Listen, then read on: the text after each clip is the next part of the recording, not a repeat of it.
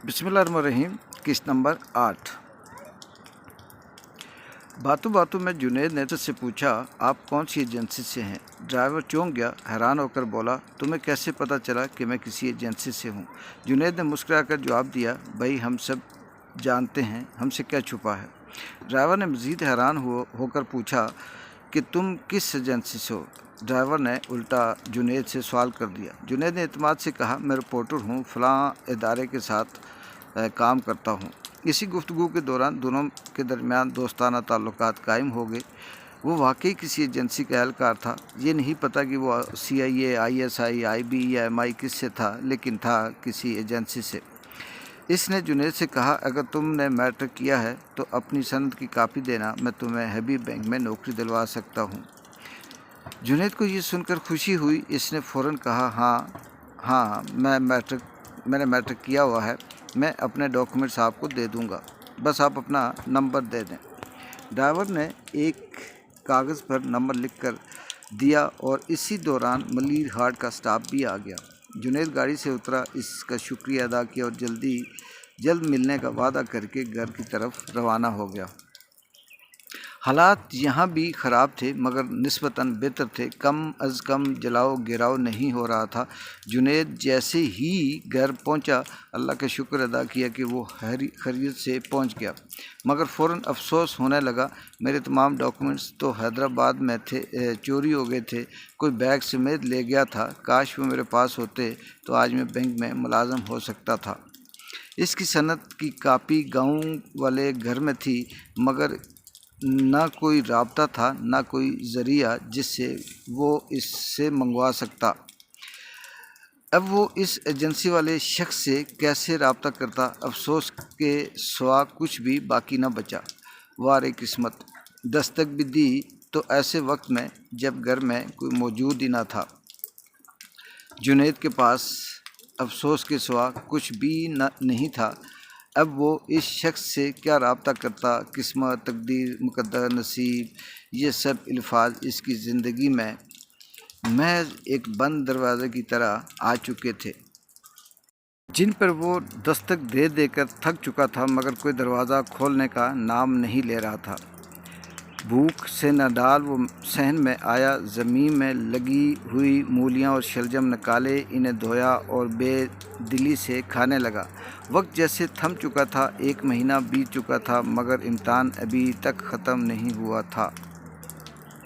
4 paper हो चुके थे। हर पेपर के साथ इसे मज़ीद धमकियों का सामना करना पड़ रहा था, मगर इसके पास देने को 1 रुपया भी नहीं था।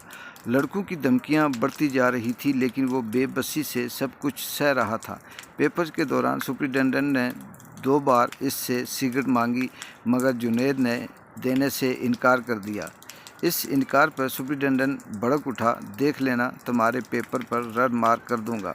जुनैद कंधे अचकाते हुए बेनियाजी से उसने कहा, कर दो, मैं क्या कर सकता हूँ। इंग्लिश का पेपर जो सबसे पहले होना था, बार बार मौखर होने के बाद आखिर में पहुंच गया। हालात बदतर हो चुके थे। अब तो मूलियां शलजम भी ख़त्म हो चुके थे, लेकिन इम्तहानात का इख्तिताम कहीं नज़र नहीं आ रहा था। जुनैद रोज़ होटल जाता, अखबार पढ़ता, मगर पेपर ख़त्म होने की कोई खबर न मिलती। 2 दिन से इसके पेट में कोई नवाला नहीं गया था। कमज़ोरी की शिद्दत से इसकी आँखों के आगे अंधेरा छाने लगा था। इससे हर तरफ मायूसी ही मायूसी दिखाई देने लगी। बेबसी की इंतहा पर वो नदी किनारे जा बैठा। दिल मुकम्मल बोझल हो चुका था। ना कोई शेर पढ़ने का दिल चाहता था, ना कोई गाना गाने को, ना कोई मुकालमा बोलने को। बस हर चीज़ शिकायत बन चुकी थी। मैंने ऐसा कौन सा जुर्म किया कि ज़िंदगी ने मेरे लिए सिर्फ मुश्किलात ही रखी हैं। कभी वो आबदीदा होता, कभी रोता, कभी दुआ करता, मगर हर चीज़ बेमानी लगती। हर तरफ सिर्फ अंधेरा ही अंधेरा था, जैसे ज़िंदगी की रोशनी कहीं खो चुकी हो। मायूसी के आलम में वो नदी किनारे से उठा और बोझल कदमों से वापस घर की तरफ चलने लगा।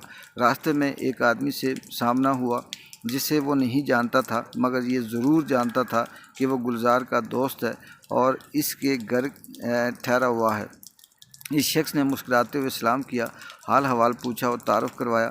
मैं गुलजार का रिश्तेदार हूँ, फ़लाँ जगह नौकरी करता हूँ। गुलजार तो गाँव गए हुए हैं, تم ان کے گھر کیسے رہ رہی ہو؟ کھانے پینے کا کیا بندوبست ہے؟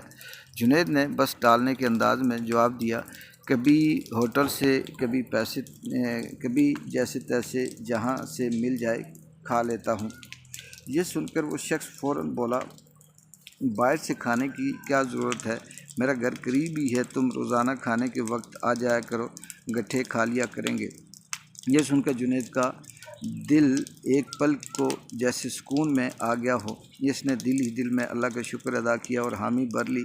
وہ شخص جنید کو اپنے ساتھ لے کر گھر گیا۔ وہ PIA میں ملازم تھا، خوش اخلاق اور مہمان نواز۔ نہ صرف جنید کو کھانے پر بٹھایا بلکہ اس سے بے تکلف گفتگو بھی کی، کچھ اپنی کہی، کچھ جنید کی سنی، اور یوں ان کے درمیان ایک دوستانہ ماحول پیدا ہو گیا۔ کھانے کے بعد چائے بھی پلائی اور جنید نے 1 مہینے سے زیادہ عرصے بعد پی تھی۔ اس رات جنید نے فیصلہ کر لیا کہ جب تک اس کے امتحان مکمل نہیں ہو جاتے وہ روزانہ اس کے گھر جا کر کھانا کھایا کرے گا۔ کم از کم کھانے کی فکر سے تو آزاد ہو گیا۔ رات کافی ہو چکی تھی۔ جنید نے اجازت لی اور ایک عجیب سے اطمینان کے ساتھ واپس گھر چلا گیا۔ باقی کیا ہوا اگلی قسط میں؟